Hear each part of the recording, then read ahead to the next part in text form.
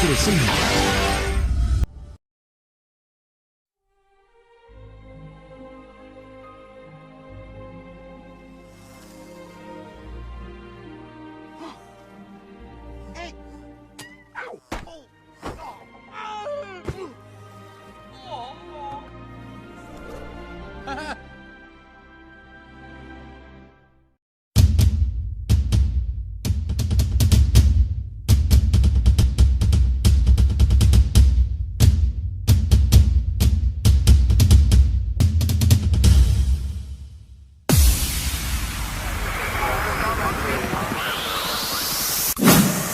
Aquí iniciamos.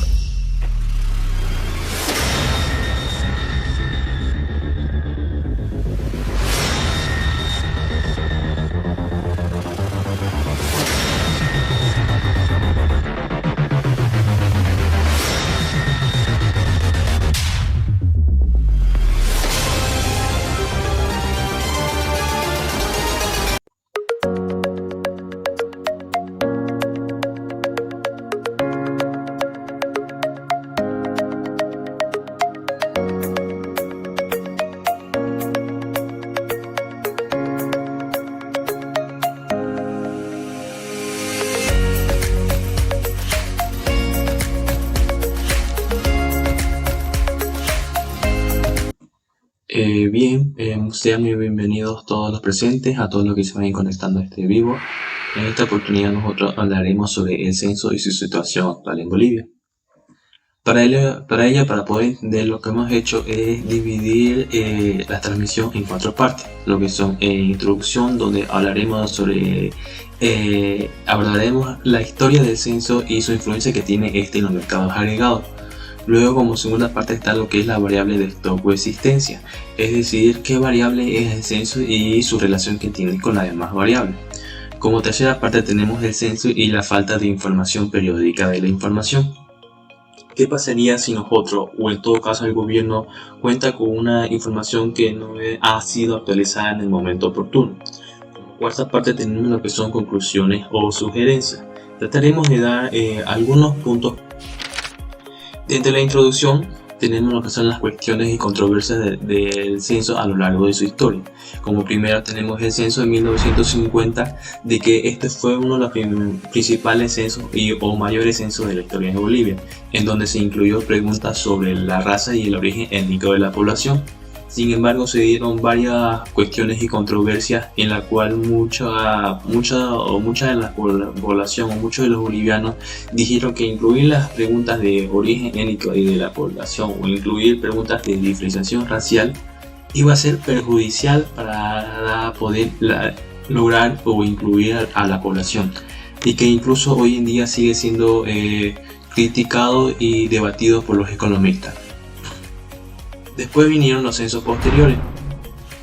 Aquí igual se da una serie de cuestionamientos en la cual muchos habitantes llegaron a decir de que los gobiernos encargados de realizar los censos, estos manipulaban los resultados obtenidos con tal de poder cumplir sus objetivos tanto políticos y económicamente del gobierno y no así de la población. Luego tenemos lo que es el censo en 2001. Aquí se da una cuestión principalmente con una sola pregunta. Esta pregunta trataba sobre el idioma materno de la población, en la que a partir de esta pregunta muchos consideraron de que no se debe incluir el idioma materno como una forma de poder clasificar a la población, y que incluso se estaría llegando a discriminar a las lenguas indígenas. Luego tenemos el último pero no menos importante, que es el censo realizado en el 2012. Aquí se dieron una serie de cuestiones y controversias relacionadas con la macroeconomía. En primero tenemos lo que es el costo del censo. La mayoría de los sectores de la población boliviana consideraron de que el presupuesto del censo era muy elevado y que incluso se podía llevar a cabo un mejor presupuesto para otros programas sociales de manera más eficiente. Como segundo lugar tenemos lo que es una preocupación por el sector empresarial, en el que algunos empresarios manifestaron de que los resultados arrojados por el censo en 2012 podía ser como una causa de poder de que por parte del gobierno suba los impuestos o llegue a afectar sus negocios. Ante esto, el gobierno se pronuncia diciendo de que los datos solamente van a ser con fines estadísticos y que antes de tomar cualquier decisión se iba a consultar a los sectores que posiblemente sean afectados. Continuando con la parte introductoria, tenemos lo que son, como se puede reflejar en la pantalla, estas tres preguntas o subtítulos, lo cual en la primera dice es la metodología que se utilizó en el 2012, después tenemos la inclusión de ciertos grupos en los censos, y en la parte derecha tenemos lo que es la relación entre el censo y la economía. ¿Qué metodología se utilizó en el 2012? La metodología utilizada fue la de garantizar la calidad y precisión de los datos a través de ¿qué? A través de la capacitación de los enumeradores, lo cual estos utilizaban la tecnología. La tecnología se utilizó tanto en la etapa precensal, en la etapa censal, es decir, en el día que se realizó el censo, y en la etapa postcensal. Además, procuraron en este censo de que se llegue a incluir todos los grupos de las regiones de Bolivia, tanto del área rural así como también de los indígenas. Por otra parte, la inclusión de ciertos grupos generó varias controversias, pero más que controversias fueron preocupación por la falta de inclusión de estos grupos. Y por otro lado de la relación, aquí surgen dos bandos. Por un bando está los que sostenían de que el censo era primordial o importante para que la economía pueda ser planificada y desarrollada. Por otro lado están los que decían de que la economía no puede basarse solamente en datos y estadísticas, y que muchas veces no refleja la situación real en la que atraviesa un país. Ahora veremos lo que es el censo y su influencia que tiene esto en los mercados agregados. Como se puede observar en la pantalla, son principalmente una mayor afluencia en estos tres, que es el mercado de bienes y servicios, el mercado laboral y el mercado financiero. En cuanto al mercado de bienes y servicios, el censo es una herramienta importante para poder dar o tener una información sobre la composición y la característica de la población, así como también en términos socioeconómicos, lo cual esta información puede ser utilizada de manera útil por los empresarios y los productores de servicios, logrando identificar lo que son las necesidades y las preferencias de los consumidores, afectando ya sea positivo o negativamente de productos y servicios. Por ejemplo, si el censo nos arroja de que ha habido un aumento de la población activa en cierta parte de la región de Bolivia, esto supondría de que los empresarios lleguen a ofrecer más productos y servicios atractivos para esa región demográfica. O si no, también si el censo nos arroja o nos muestra de que ha habido un aumento en el número de hogares que tienen, en la cantidad de números de hogares que tienen mayores ingresos, esto supondría de que las empresas empiecen a ofrecer también más bienes y servicios en un mercado más afluente. En cuanto al mercado laboral, la información arrojada por el censo, esto sirve para poder identificar las características de la población laboral o trabajadora, por ejemplo, como ser el tipo de salario, el ingreso, los números de contratados, la población económicamente activa. Y todo esto nos ayuda a que podamos tener o ver e identificar las brechas de igualdades que se surgen en el mercado. Posteriormente tenemos lo que es el mercado financiero. Los datos arrojados por el censo son muy primordial e importantes para lo que es las empresas y los sectores que pertenecen al gobierno. ¿Esto por qué? Porque se puede ayudar a identificar oportunidades así como también riesgos en la economía de Bolivia. Como un ejemplo sería, los datos de censos ayudan a identificar aquellas regiones del país donde no cuentan con un sistema de servicio. Y esto puede ser como una oportunidad para poder implementar la infraestructura y también lo que es la inversión. La parte como introductoria tenemos lo que es la variable. Dentro de las variables, dentro de la macroeconomía existen varios tipos de variables, entre ellas la variable de stock o existencia y la variable de flujo. Ahora el censo es una variable de stock o existencia. ¿Pero por qué es ese tipo de variable? Porque es de ese tipo porque proporciona información instantánea de los datos de la población, de su composición en un momento específico, mientras que la variable de flujo lo que hace es registrar los movimientos o cambios a través de un periodo de tiempo. como ser el ingreso mensual o el empleo mensual. Para entenderlo bien claro, lo que tenemos que hacer es relacionar la variable de stock con un momento específico, mientras que la variable de flujo está relacionada con un periodo que transcurre en el tiempo.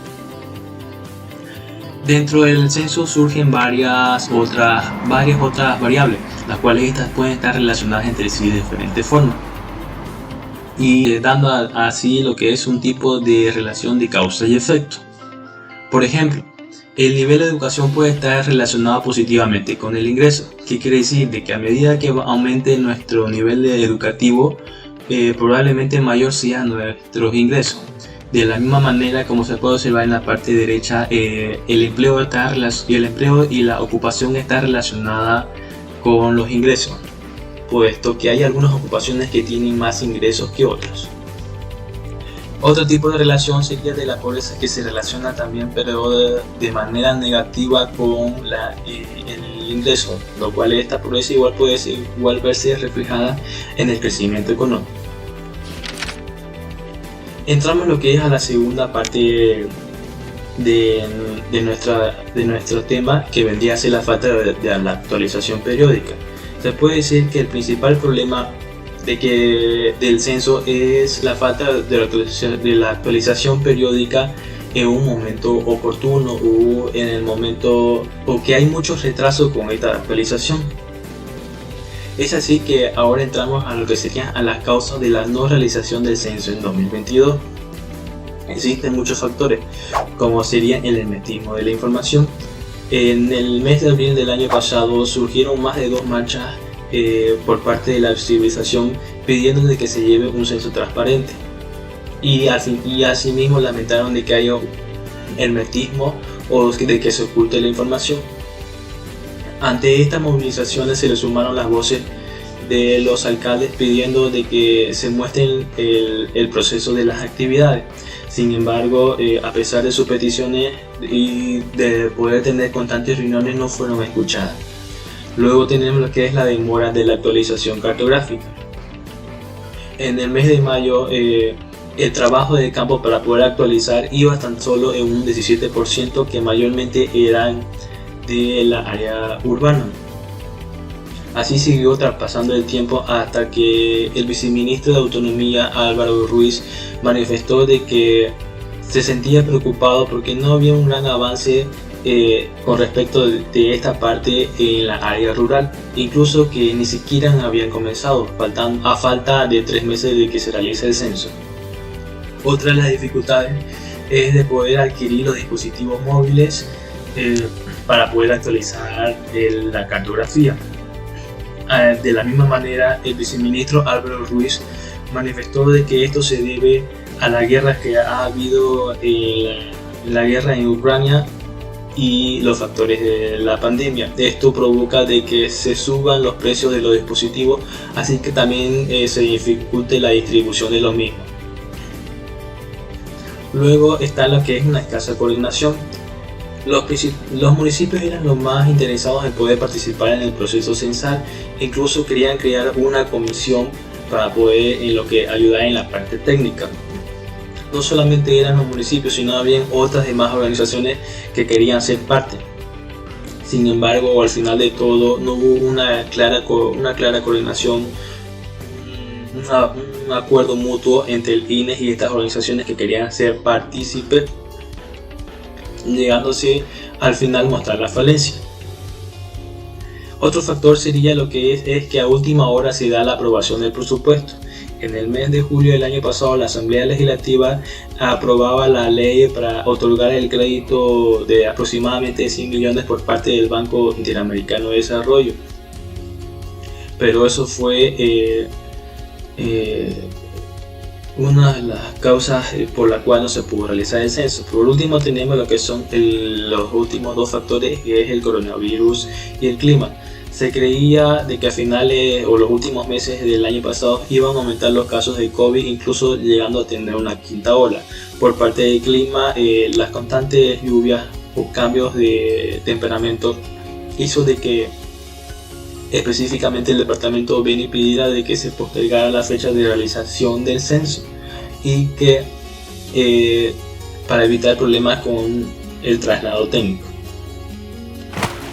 Asimismo, llegamos a entrar lo que serían a las consecuencias de no poder realizar un censo a tiempo. Bien, en esta parte de aquí, las consecuencias de no llevar a cabo el censo en Bolivia tendría significativas consecuencias y un impacto negativo en varios aspectos del país. A continuación vamos a mencionar algunas posibles consecuencias, que serían la falta de información precisa, dificultades en la asignación de recursos, la falta de comunicación sobre la composición demográfica y problemas en lo que sería en la identificación de áreas prioritarias, así como la dificultad de poder dar una evaluación a las políticas públicas que existen en nuestro país. La falta de un censo actualizado podría hacer de que el gobierno tenga dificultades para asignar los recursos de manera justa y equitativa. Luego de eso entraríamos lo que sería a la parte final de nuestro tema, donde daremos algunas conclusiones o algunas recomendaciones, algunos puntos para tener en cuenta. Como primero tenemos es de poder asignar los recursos adecuadamente para que se lleve un censo de manera oportuna y de manera eficiente. Esto implica desde el proceso de la contratación del personal hasta el proceso de poder tener los equipos y computaciones, incluso las campañas de información. Luego debe tenerse una planificación con anticipación, lo cual quiere decir de que el gobierno debe planificarse con un tiempo adecuado o con un tiempo preestablecido para que les ayude y les permita llevar y no tener algún percance. Luego debe haber lo que sería mayor énfasis, o el gobierno debe tomarle más énfasis a lo que sería el INE. El INE debe estar fortalecida esa institución. ¿Por qué? Porque puesto que el INE es el encargado de realizar todos estos datos estadísticos. Asimismo tendríamos lo que sería la implementación de tecnología. Se debe implementar tecnología adecuadamente, como sería la tecnología de poder recolectar los datos electrónicamente.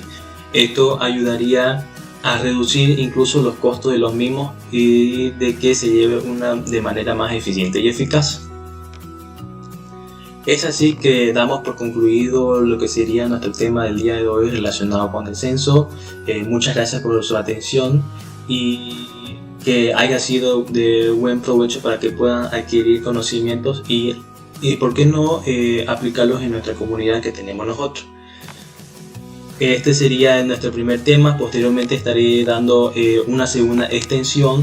Espero su apoyo, espero que estén conectados y nos vemos hasta la próxima.